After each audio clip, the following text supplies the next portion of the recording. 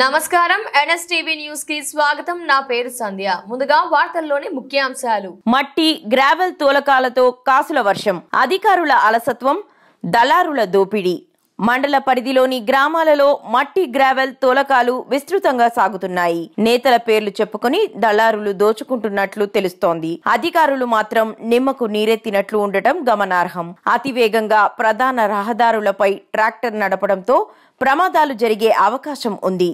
RDO అధికారులు కూడా స్పందించకపోవటం విశేషం. ఇరిగేషన్ ఏఈ రాజుని వివరణ కోరగా ఎటువంటి అనుమతులు లేవని, తోలకాలు నిలిపివేస్తామని అన్నారు. తోలకాలు నిలిపివేయని పక్షంలో తహసీల్దార్ కు ఫిర్యాదు చేస్తామన్నారు.